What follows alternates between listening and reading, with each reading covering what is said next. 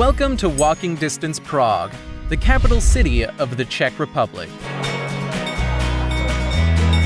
If there's a city that fits the exact description of walking distance, it is Prague. A small and magical city that seems to have been built as a set to an especially romantic Hollywood fairy tale. Every street and alley hides stories and secrets dating back to medieval times. Let's go on a journey to Prague, and together we will eat delicious Czech food. Is it fat-free? No. No, not at all. Climb as high as possible, and explore the city's vibrant nightlife.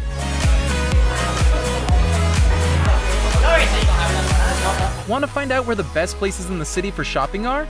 Stay with us until the end of the guide. Just before we continue, we invite you to subscribe to our YouTube channel. All you need to do is press the subscribe button, and you can enjoy other guides on your next destination. Prague can be split into two main areas that are divided by a river, East Prague and West Prague. And like we said, everything is in walking distance. The famous Charles Bridge is the main route around which we will build our circular path. That way you can save time. So let's start with Prague's eastern side. Our day begins here at the most famous site in the city, Charles Bridge.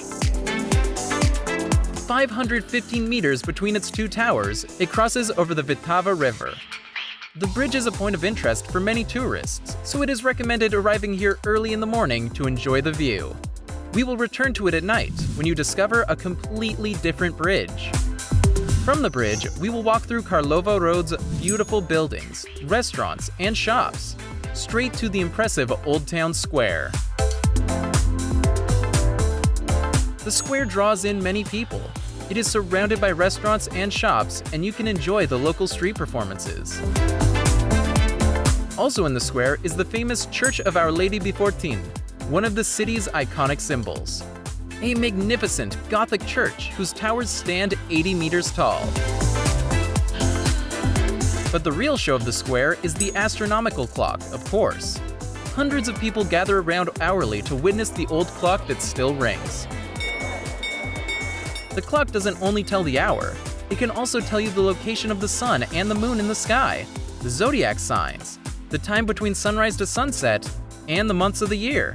According to the legend, if the clock is neglected, the city will suffer. So for everyone's sake, we better keep this clock cared for. From this square, we continue on to the luxurious street, Pražská. If that name sounds familiar like a big other city, it's not by chance. Prague is often described as Little Paris.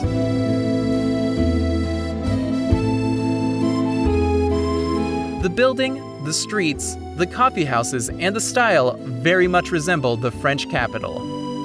In Pražská Street, you will be able to visit luxury shops and modern galleries. That way, you get two cities for the price of one.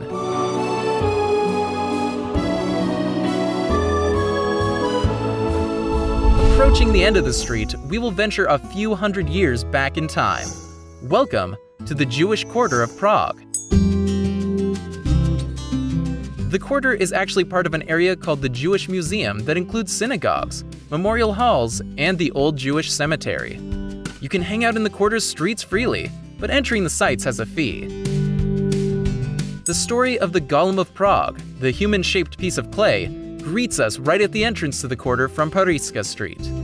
According to the legend, in the synagogue, called the Old New Synagogue, lies the Golem's remains. Just a few steps from there, we will find a Jewish cemetery, dating back to medieval times. This is definitely a powerful place. Tombs whisper to tombs, and tells an ancient historical story about the residents of the old quarter. Next to the cemetery lies the Pincus Synagogue. This structure still stands strong, since 1535. Today it serves as a memorial site for the Bohemian residents, victims of the Holocaust, and their names are memorialized on the walls of the synagogue. The Spanish Synagogue is our last site in this quarter. This marvelous structure is adorned in gold and colorful tiles, and was built in 1868. Today it serves as a museum with galleries of sacred Jewish items and often changing concerts. We continue our circular path and walk towards St. James Church. This huge church was built in 1232. Notice the impressive pipe organ still standing and being played. Nowadays, you can enjoy concerts and festivals around the sounds of the organ. Not far from here is the Powder Tower. It was built starting 1475 and was used as one of the city's impressive gates. In the 17th century, it was used as a storage place for gunpowder, hence its name.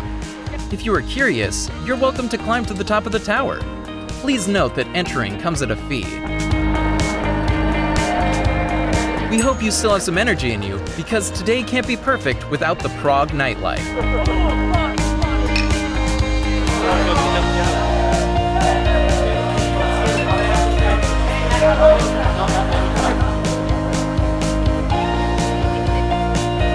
When evening comes down, all of the building's lights go on, and everything that seemed beautiful and impressive by day becomes breathtaking by night. From Charles Bridge, which we visited in the morning, you can see the city with all its glory. Our second day will be devoted to Western Prague, including Petrin's Hill and Observatory, the old Strahov Library, from there to Prague's castle, and the descent through the inspiring gardens. So prepare your feet, because today it will be extra sporty. Our day starts at the Malostronska Square, a perfect place to drink your morning coffee and then enter the Baroque-style church of St. Nicholas.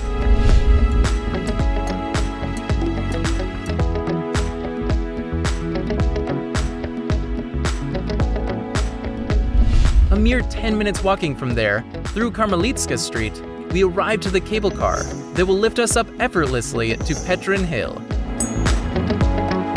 In just a short ride, you will be able to witness one of the prettiest observation points the city has to offer.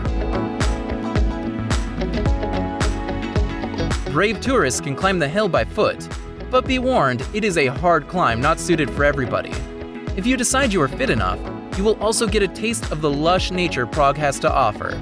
And if you want to view the city in 360 degrees, then for a little bit more effort and a fee, you can climb the 299 steps of the observation tower, or just take an elevator. For more information about Prague with kids, please click the link on the edge of the screen now. 15 minutes of walking inside the gardens will bring you to one of the most curious places in the city, Strahov Library. The library is part of an area called Strahov Monastery, which is definitely a must-see. More than 200,000 copies and about 1,500 first editions sit on the library's shelves in one of the most special spaces you've ever seen. A trip to Prague cannot be complete without a visit to Prague Castle. Located 12 minutes walking distance from the library, accompanied by a view over the entire city, you will arrive to the fort. According to Guinness, it is one of the biggest castles in the world. The impressive building, seen from anywhere in the city, used to be the residence of the Bohemian kings, but is used nowadays as the president's home and offices. Every hour on the hour, you will be able to watch the changing of the guards.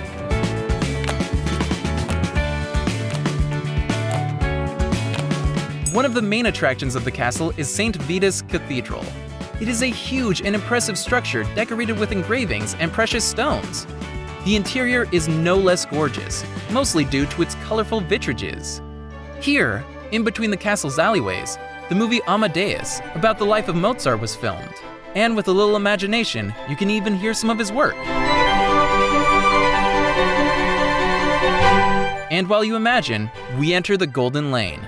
The entrance to this little road comes at a separate fee. In this colorful alley, which was built in the 16th century, lived the king's goldsmiths, hence its name.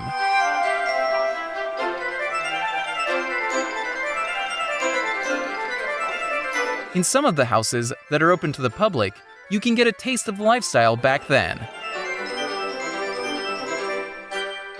From the Golden Lane, we start descending towards the city.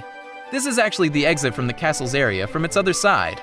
The marvelous observation point of the city, through its vineyards and beautiful gardens, will lead us to the entrance of the Wallenstein Palace Gardens.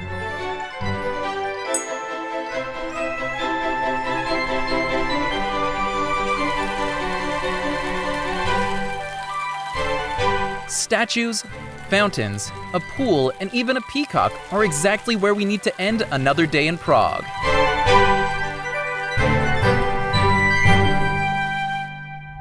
Our third day in Prague begins, again, next to Charles Bridge, and will be mostly devoted to visiting a place called the Island, or Lesser Town. Our first destination will be the Franz Kafka Museum. The complicated writer worked here in Prague, and the city is filled with small hints of the characteristic to Kafka. Outside the museum, telling his life story and life's work, you will find this statue. The statue features two men peeing into a pool shaped like the Czech Republic map. Makes you think. This picturesque island is also called Little Venice due to its surrounding water canals. It is a peaceful, charming place. Take your time and connect with the city's more romantic side. From here, we move on to a very amusing attraction, the world's narrowest street.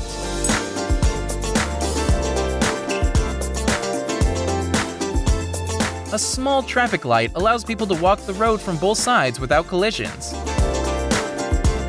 Another part of the island is Kampa Park, a blooming green park where you can take a break and enjoy inspiring statues and a view to the river and Charles Bridge.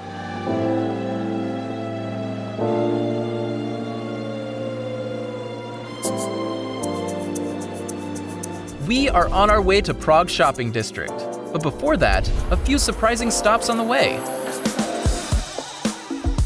First, we cross the bridge at the end of Kampa Park and return to the city's eastern side.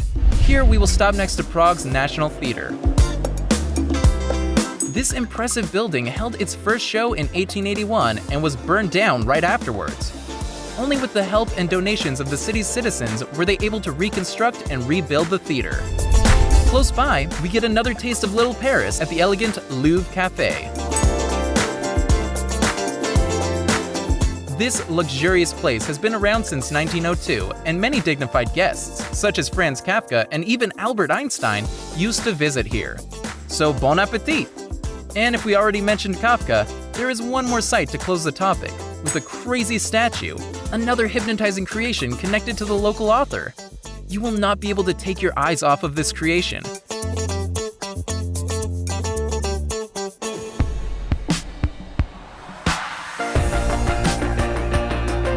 Prague is a young, amazing, pluralistic, and modern city. But all of this could not exist if it weren't for the city's students and citizens' struggle. Continuing on the street, you will come across the historical Václav Square. Here was the big demonstration in 1989 that brought the end of the communist rule in the Czech Republic.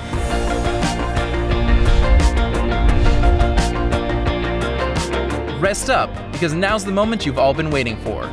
Shopping in Prague. In the lower part of the square, we connect to Na Prekopis Street. Shops of all the world's leading brands are right here, as well as in the surrounding streets. In the display windows, you will notice Czech art and glass creations, as well as souvenir shops, food places, and much more. This pleasant market is also located a few steps from the square where you can find souvenirs, photos, and even sweet berries.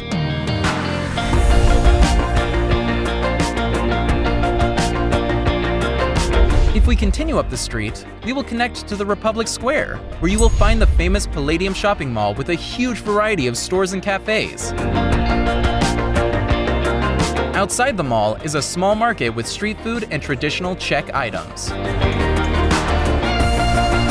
We are just outside the Palladium Mall, and here we have the farm market of Prague. So we are selling cheese, potatoes. The cheese is coming from French here. I'm gonna put the cheese under the grill. Onion and cucumber, pickles. It looks great. Hopefully, I'll stay thin.